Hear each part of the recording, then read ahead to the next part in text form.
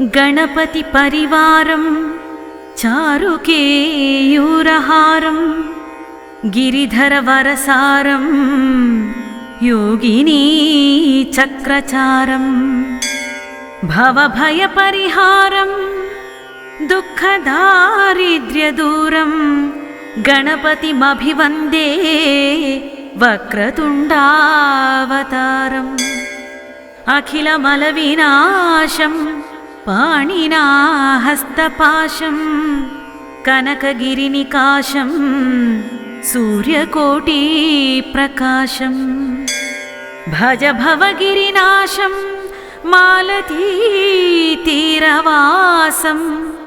गणपतिमभिवन्दे मानसे राजहंसं विविधमणिमयूखै शोभमानं विदूरैः कनकरचितचित्रं कण्ठदेशे विचित्रं दधति विमलहारं सर्वदा यत्नसारं गणपतिमभिवन्दे वक्रतुण्डावतारम् दुरितगजममन्दं वारुणीं चैव वेदं विदितमखिलनादं नृत्यमानन्दकन्दं दधति शशिसुवक्त्रं चाङ्कुशं यो विशेषं गणपतिमभिवन्दे सर्वदानन्दकन्दं त्रिनयनयुतफाले शोभमाने विशाले मकुटमणिसुधाले मौक्तिकानाञ्च जाले धवलकुसुममाले यस्य शीर्षसताले गणपतिमभिवन्दे सर्वदा चक्रपाणिं वपुषि महति रूपं पीठमादौ सुदीपं तदुपरि रसकोणं यस्य चोर्ध्वं त्रिकोणं गजमितदलपद्मसंस्थितं चारुछद्मं गणपतिमभिवन्दे कल्पवृक्षस्य वृन्दे वरदविशदशस्तं दक्षिणं यस्य हस्तं सदयमभयदं तं चिन्तये चित्तसंस्थं शबलकुटिलशुण्डं चैकतुण्डं द्वितुण्डं गणपतिमभिवन्दे सर्वदा वक्रतुण्डं कल्पद्रुमाधस्थितकामधेनुं चिन्तामणिं दक्षिणपाणिशुण्डं बिभ्राणमत्यद्भुतचित्ररूपं यः पूजये तस्य समस्तसिद्धिः यः पूजये तस्य समस्तसिद्धिः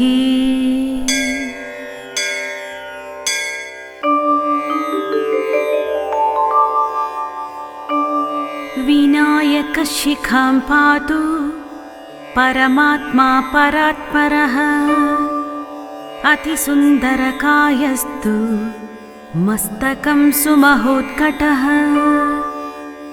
ललाटं काश्यपः पातु भ्रूयुग्मन्तु महोदरः नयने फालचन्द्रस्तु गजास्य स्थोष्टपल्लवौ जिह्वां पातु गजक्रीड चुबुकं गिरिजासुतः वाचं विनायकः पातु दन्तान् रक्षतु विघ्नः श्रवणौ पाशपाणिस्तु नासिकां चिन्तितार्थदः गणेशस्तु मुखं कण्ठं पातु देवो गणाधिपः स्कन्धौ पातु गजस्कन्धस्तने विघ्ननाशनः हृदयं गणनाथस्तु हेरम्भो जठरं महान् धराधरः पातु पार्श्वौ पृष्ठं विघ्नहरः शुभः लिङ्गं गुह्यं सदा पातु वक्रतुण्डो महाबलः गजक्रीडो जानुजङ्घे ऊरू मङ्गलकीर्तिमान् एकदन्तो महाबुद्धिः पादौ गुल्फो सदावतुः क्षिप्रप्रसादनो बाहु पाणिह्यशास्त्रपूरकः अङ्गुलीश्च नखान् पातु पद्महस्तोरिनाशनः सर्वाङ्गाणि मयूरेशो विश्वव्यापी सदावतु आनुप्तमपि यत्स्थानं धूमकेतु सदावतु आमोदस्त्यग्रतुः पातु प्रमोदपृष्ठतोऽवतु प्रार्थ्यां रक्षतु बुद्धीश आग्नेयं सिद्धिदायक दक्षिणश्यामुमापुत्रो नैऋत्यान्तु गणेश्वरः प्रतीच्यां विघ्नहर्ता व्याद्वायव्यां गजकर्णकः कौबेर्यां निधिपः पातु ईशान्यामीशनन्दनः दिवात्यादेकदन्तस्तु रात्रौ सन्ध्यासु विघ्नहृत् राक्षसासुरभेताळ ग्रहभूतापिशाचतः पाशाङ्कुशधरः पातु रजसत्त्वतमस्मृति ज्ञानं धर्मं च लक्ष्मीं च लज्जां कीर्तिं तथा कुलं वपुर्धनं च ध्यानं च गृहं दारान् सुतान् सखी सर्वायुधधरपौत्रान् मयूरेशो वतात् सदा कपिलो जाविकं पातु गजास्वान् विकटोऽवतु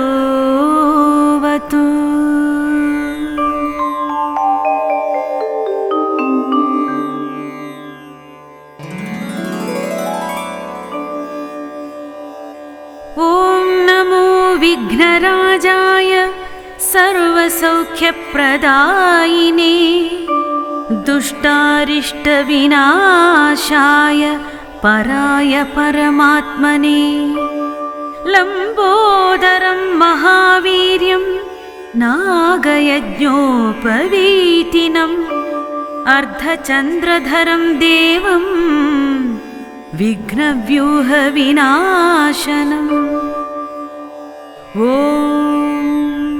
ह्रां ह्रीं ह्रूं ह्रैं ह्रौं ह्रः हेरम्बाय नमो नमः सर्वसिद्धिप्रदोऽसि त्वं सिद्धिप्रदो भव चिन्तितार्थप्रदस्त्वं हि सततं मोदकप्रिया सिन्दूरारुणवस्त्रैश्च पूजितो वरदायकः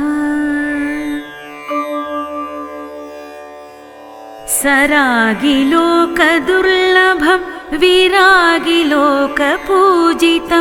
सुरासुरैर्नमस्कृतं ज्वरादिमृत्युनाशनम् गिरागुरुं श्रिया हरिं जयन्ति यत्पदार्भक नमामि तं गणाधिपं कृपानमपयोनिधिम् गिरीन्द्रजामुखाम्बुज प्रमोददानभास्करं करीन्द्रवक्त्रमानताघ सङ्घवारणोद्यतम् सरीसृपेशबद्धकुक्षिमाश्रयामि सततं शरीरकान्तिनिर्जिताब्ज बन्धुबालसन्ततिम् सुकादिमौनिवन्दितं गकारवाच्यमक्षरं प्रकामिमिष्टदायिनं सकामनम्रपङ्क्तये चकाशिनं चतुर्भुजर्विकाशि पद्मपूजितं प्रकाशतात्मतत्त्वकं नमाम्यहं गणाधिपम् वराधित्यदायकं स्वरादिलोकदायकं ज्वरादिरोगवारकं निराकृतासुरव्रजम् कराम्बुजेधरन् विकारशून्यमानसैर्हृदा सदा विभावितं मुदान भूमिविघ्नपं भजे श्रमापनोदनक्षमं समाहितान्तरात्मनं समाधिभिः सदार्चितं क्षमानिधिं गणाधिपम् रमाधवादिपूजितं यमान्तकात्मसम्भवं क्षमादिषड्गुणप्रदं नमामि तं विभूतये क्षमादिषड्गुणप्रदं नमामि तं विभूतये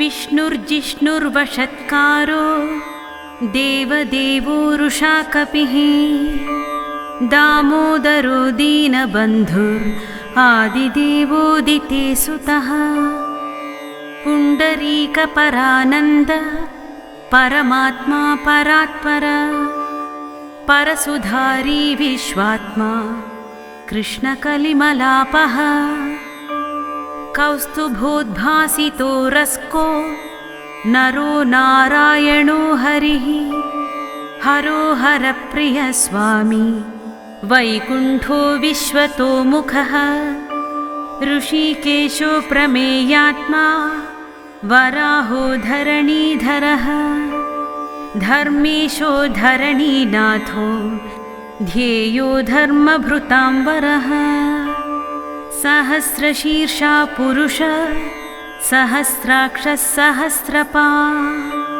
सर्वगः सर्ववित् सर्व शरण्यसाधुवल्लभा कौसल्यानन्दन श्रीमान् रक्षकुलविनाशक जगत्कर्ता जगद्दर्ता जगज्जेता जनार्तिः जानकीवल्लभो देवो जयरूपो जलेश्वरः क्षीराब्धिवासी क्षीराब्धितनया वल्लभस्तदा शेषसायी पन्नगारी वाहनो विष्टरश्रवाः माधवो मथुरानाथो मुकुन्दो मोहनाशना दैत्यारिपुण्डरीकाक्षो अच्युतो मधुसूदन सोमसूर्याग्निनयनो नृसिंहो भक्तवत्सला नित्यो निरामयः शुद्धो नरदेवो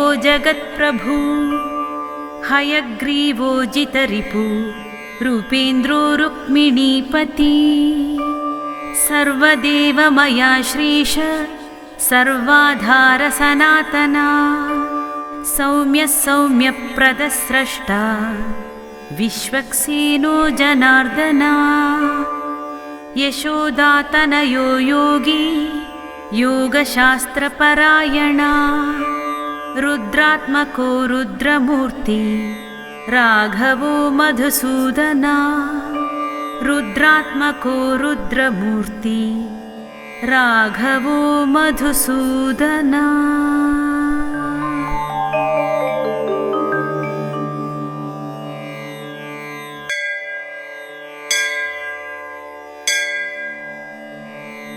ओम अस्य श्री विष्णुपञ्जरस्तोत्रमहामन्त्रस्य नारद ऋषिः अनुष्टुप्छन्दः श्रीविष्णुः परमात्मा देवता अहं बीजं सोऽहं शक्तिः। ओम ॐ ह्रीं कीलकं मम सर्वदेहरक्षणार्थं जपे विनियोगः। नारद ऋषये नमः मुखे श्रीविष्णुपरमात्मदेवतायै नमः। हृदये अहं बीजं गुह्ये सोऽहं शक्तिः। पादयोः ॐ ह्रीं कीलकं पादाग्रे ॐ ह्रां ह्रीं ह्रूं ह्रैं ह्रौं ह्रः इति मन्त्रः। ॐ ह्रां अङ्गुष्ठाभ्यां नमः। ॐ ह्रीं तर्जनीभ्यां नमः। ॐ ह्रूं मध्यमाभ्यां नमः। ॐ ह्रैं अनामिकाभ्यां नमः। ॐ ह्रौं कनिष्ठिकाभ्यां नमः। ॐ ह्रः करतलकरपृष्ठाभ्यां नमः इति करन्यासः। ॐ ह्रां हृदयाय नमः। ॐ ह्रीं सरसे स्वाहा। ॐ ह्रूं शिखायै वषट्। ॐ ह्रैं कवचाय हुम्। ॐ ह्रौं नेत्रत्रयाय औषट्। ॐ ह्रः अस्त्राय पट् इति अङ्गन्यासः। अहं बीजं प्राणायामं मन्त्रत्रयेण कुर्यात्। परं परस्मात् प्रकृतेरनादमेकं निवेष्टं बहुधा गुहायां।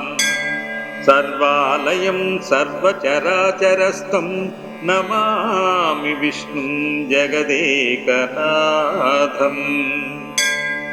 ॐ विष्णुपञ्जरकं दिव्यं सर्वदुष्टनिवारणं उग्रतेजो महावीर्यं सर्वशत्रुनिकृन्तनं।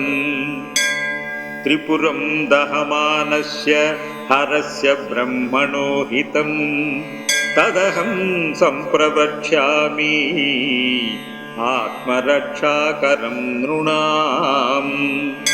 पादौ रक्षतु गोविन्दो जङ्घे चैव त्रिविक्रमः। ऊरू मे केशवः पातु कटिं चैव जनार्दनः। नाभिं चैवाच्युतः पातु गुह्यं चैव तु वामनः। उदरं पद्मनाभश्च पृष्ठं चैव तु माधवः। वामपार्श्वं तथा विष्णुर्दक्षिणं मधुसूदनः। बाहू वै वासुदेवश्च हृदि दामोदरस्तथा। कण्ठं रक्षतु वाराहः कृष्णश्च मुखमण्डलं। माधवः कर्णमूले तु ऋषिकेशश्च नासिके। नेत्रे नारायणो रक्षे ललाटं गरुडध्वजः। कपोलौ कौशभो रक्षे वैकुण्ठः सर्वदूषितम्।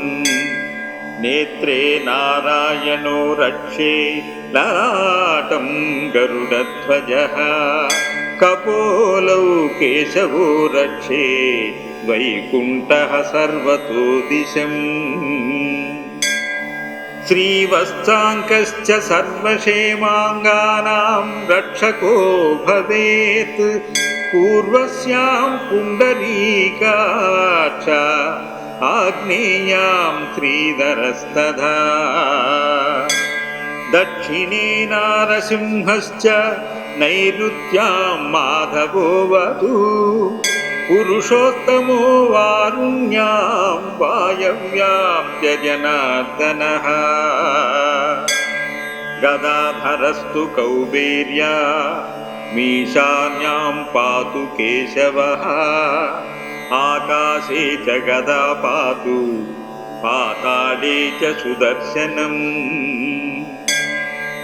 सन्नद्धः सर्वगात्रेषु प्रविष्टो विष्णुपञ्जरः विष्णुपञ्जर विष्णोऽहम् विचरामि महीतले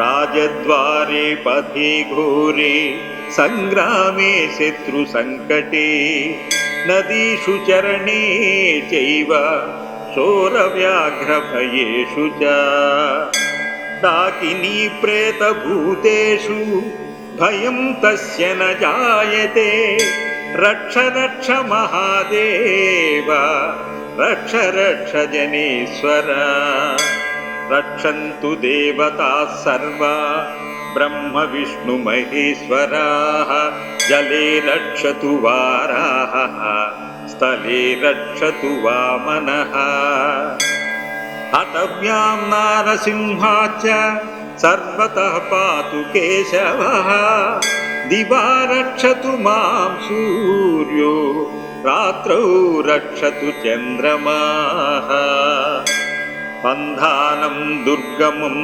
रक्षेत् सर्वमेव जनार्दनः रोगविघ्नहतश्चैव ब्रह्मः गुरुतल्पगः स्त्रीहन्ता बालघाती च सुरापो वृषलीपतिः मुच्यते सर्वपापेभ्यो यः पठेन्नात्र संशयः अपुत्रो लभते पुत्रं धनार्थी लभते धनं विद्यार्थी लभते विद्यां मोक्षार्थी लभते गतिम्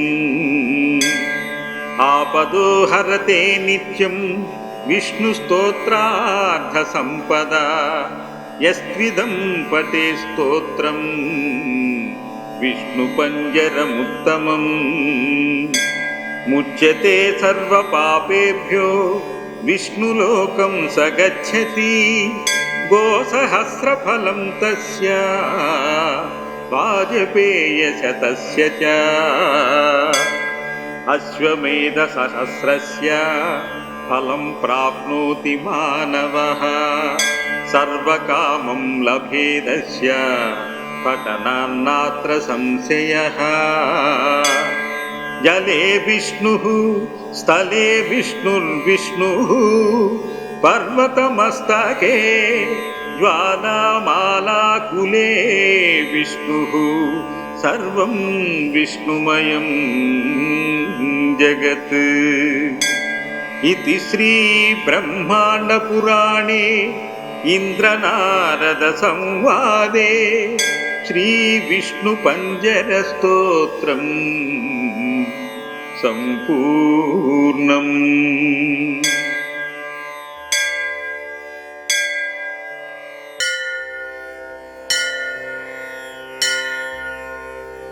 नरं नृसिंहं नरनाथमच्युतं प्रलम्बबाहुं कमलायते क्षणं क्षितीश्वरैरर्चितपादपङ्कजं नमामि विष्णुं पुरुषं पुरातनम् जगत्पतिं क्षीरसमुद्रमन्दिरं तं साङ्गपाणिं मुनिवृन्दवन्दितं श्रियपतिं श्रीधरमीश्वरं नमामि गोविन्दमनन्तवर्चसम् अजं वरेण्यं जनदुःखनाशनं गुरुं पुराणं पुरुषोत्तमं प्रभुं सहस्रसूर्यद्युतिमन्तमच्युतं नमामि भक्त्या हरिमाद्यमाधवं पुरस्कृतं पुण्यवतां परां गतिं क्षितीश्वरं लोकपतिं प्रजापतिं परम्पराणामपि कारणं हरिं नमामि लोकत्रयकर्मसाक्षिणम् भोगे त्वनन्तस्य पयोदधौ सुरः पुरा हि सेते भगवाननादिकृत् क्षीरोदवीचीकणिकाम्बुनोक्षितं तं श्रीनिवासं प्रणतोऽस्मि केशवम् यो नारसिंहं वपुरास्थितो महान्सुरो मुरारिर्मधुकैटभान्तकृत् समस्तलोकार्तिहरं हिरण्यकं नमामि विष्णुं सततं नमामि तम् अनन्तमव्यक्तमतीन्द्रियं विभुं स्वे स्वे हि रूपे स्वयमेव संस्थितौ योगेश्वरैरेव सदा नमस्कृतं नमामि भक्त्या सततं जनार्दनम् आनन्दमेकं विरजं विदात्मकं वृन्दालयं योगिभिरेव पूजितम् अणोरणीयां समवृद्धिमक्षयम् नमामि भक्तप्रियमीश्वरं हरिम्